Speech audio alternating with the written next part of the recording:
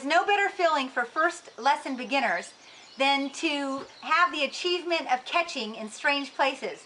So I always start by teaching my first lesson beginners where to catch their baton, and they always feel so great to show their parents. I start with the behind the back with a drop toss, and I do a plain drop toss with their hand waiting into the back.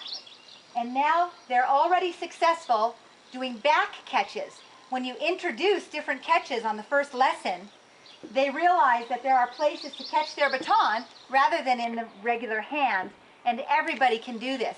Also with a lunge on both sides. Drop, toss, catch.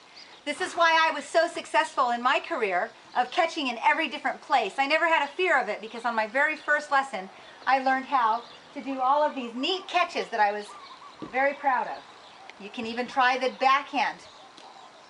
You can even try the regular backhand by drop tossing from the other hand, letting them get used to that baton falling into their hands from different positions around their body.